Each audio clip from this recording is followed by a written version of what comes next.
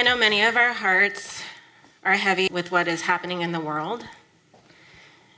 A friend and social justice colleague of mine died recently of violence in Hollywood.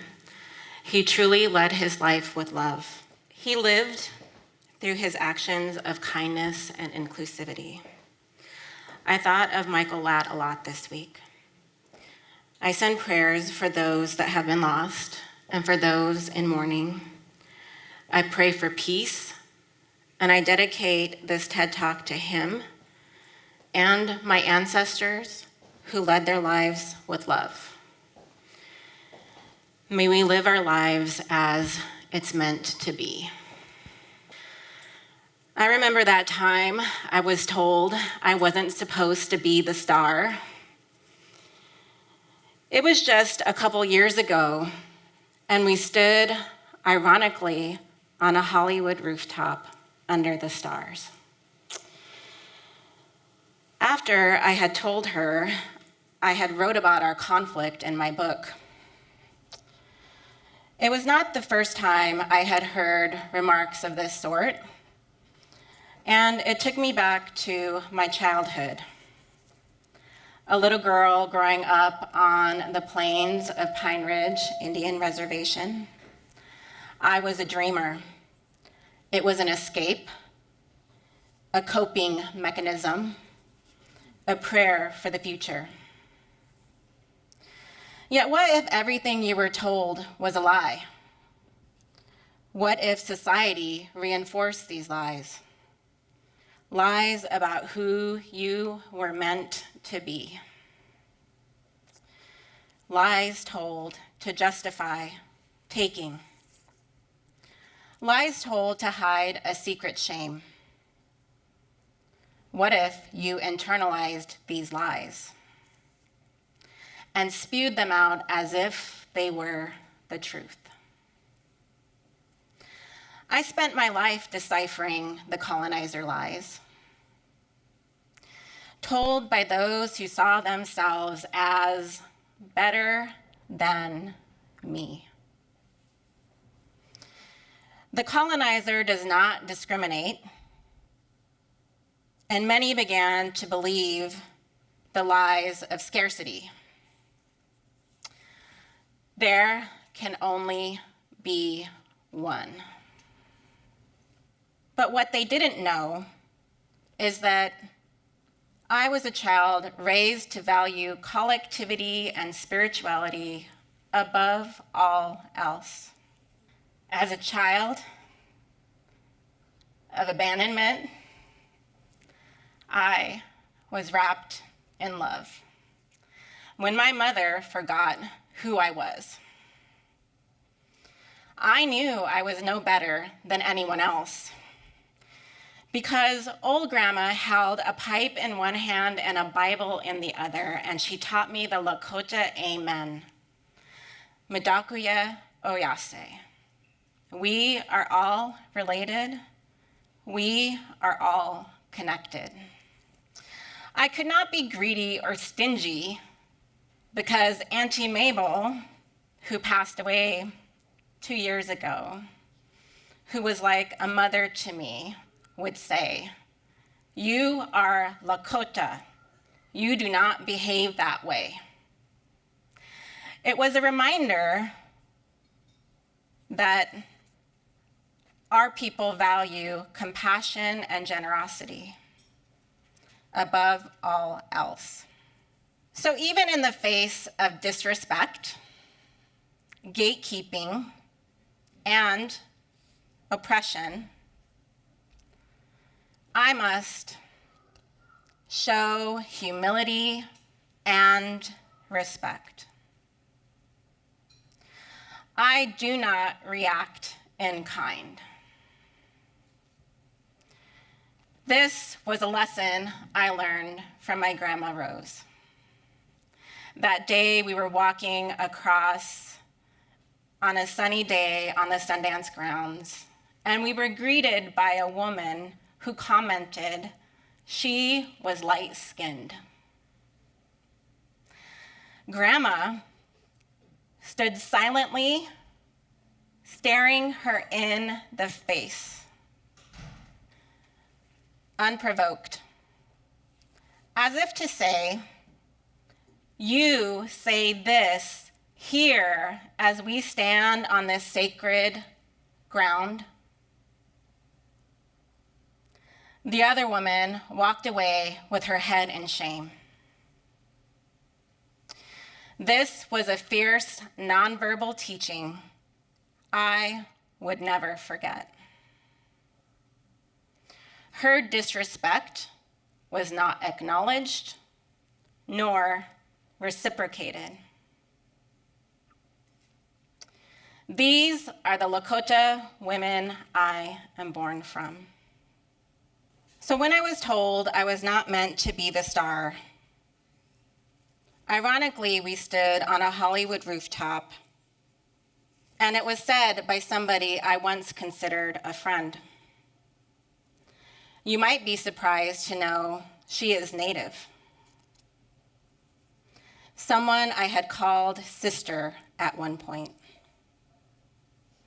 A relative term weaponized against me more than once. You see, I did not understand. I grew up in a Lakota world surrounded by those who meant it when they called me sister. Educated by aunties that said, when someone called you mashke, that meant you would drop everything for that sister. Afterwards, I thought, I should have known. She's a Crow, a traditional enemy to the Lakota. But I thought we outgrew the past, where one tribe betrays another. We are both members of the oppressed. We should know better than to oppress each other. She would say we were all meant to shine, and I would agree, which is why I chose inclusivity. But what she meant was, you weren't supposed to shine. Who, me? A Lakota born from the stars in the Milky Way, landing upon the earth, born of P'tay Shanwi, white buffalo calf woman, who said, walk like living a prayer. Who, me, an orphan that was raised by extended family, who did not know the wicked colonizer ways of the world, but gave me the courage to face them all the same. Who, me, born among the poorest of the poor, taught not to react in kind, even when those people ridicule you to your face and behind your back. Oppression is the killer of dreams, if you believe what they say. I do not. I am a Chekba, born a twin, who lived 1,000 lives to get to today. I am grace when you try to gatekeep, because I know I am meant to lead the way. I am love in the face of deceit, because I see the pain of your insecurity. I guess she was right. I wasn't meant to be the star. I wasn't meant to be the star because I was born one of two. The older sister fighting for my little sister. My twin is a mirror of psychotherapy I cannot ignore. As a child, I used to mother her, and now she mothers me. So I reflect. If I was not meant to be the star, who was I meant to be? Meant to be silent? Meant to be fearful? Meant to stay in my lane? But my lane wanders, following a pathway through the stars only Tangashla, the Creator, can see. I don't need to see it. I just need to trust. I remember the earlier versions of myself, and I look at you with empathy.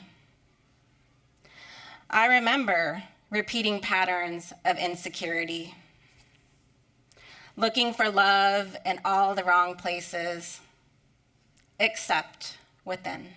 Yet, I know who I am, meant to feel compassion like the morning star that shines softly upon the earth, meant to use my voice like the meadowlark who sings their songs across the plains,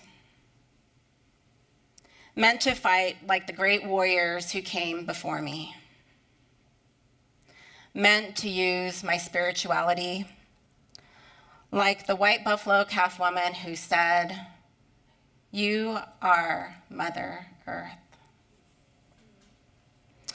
Meant to dream like that little girl who gazed at the starry night. And when I return to the stars and I land in the sacred Milky Way of the spirit world, I hope they say I was soft and fierce, and that I lived my life in order to achieve not only my dream, but to lead the way with love, because I am meant to be. Wopila.